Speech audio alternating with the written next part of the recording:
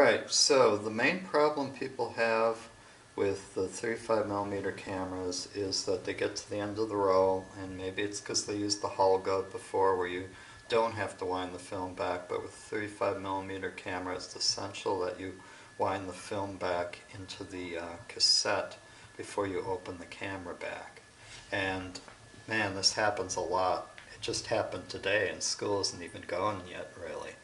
Okay, so what's going to happen is you're going to get to the exposure 24, you'll probably get another one 25, and then you'll advance the lever and it'll only go like so far, and it'll feel tight, and that means that your roll of film is full.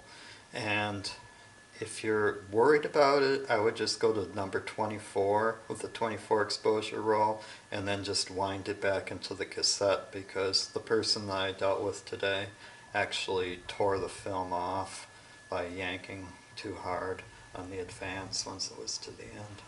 Okay, so what do?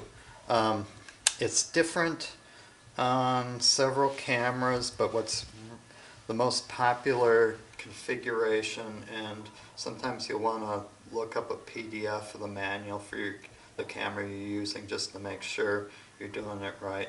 But usually you just push in this little clutch bottom in the bottom and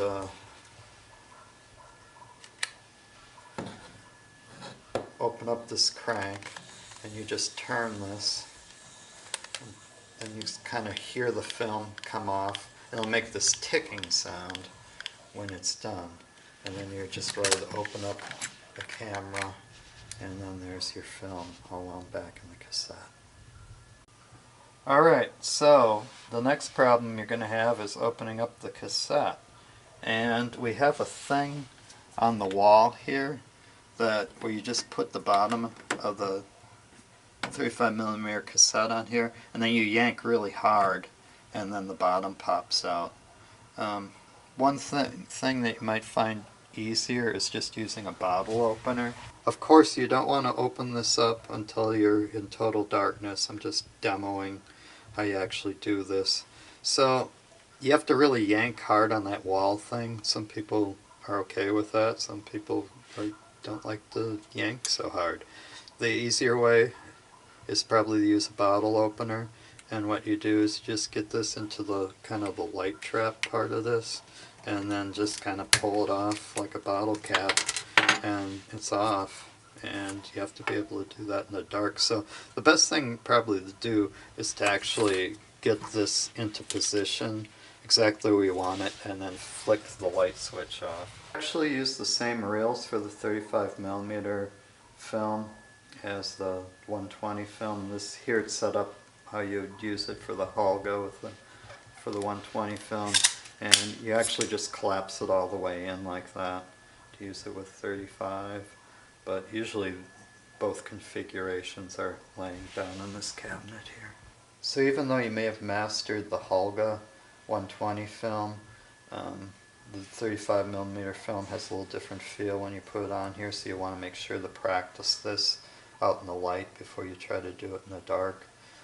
So we have junk film on the counter out here that you can use to practice with, and it's the same method where you're finding the opening of the spirals here, pulling the film in, and then just walking it onto the reel.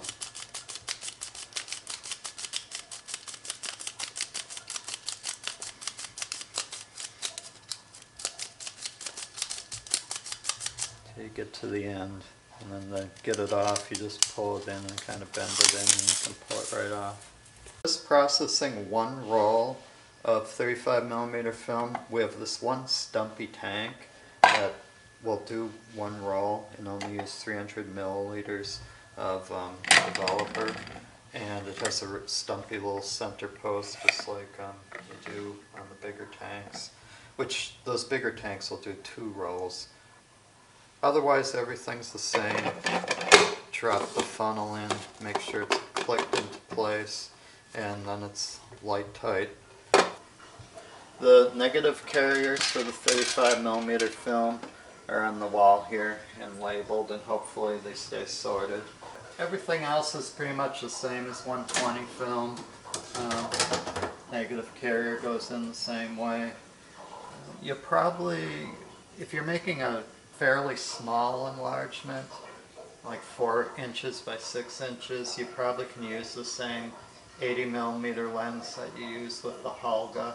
If you're making a bigger blow up, you want to switch it to the 50mm lens. And your bellows will be really close to the negative carrier, so actually about where they are here.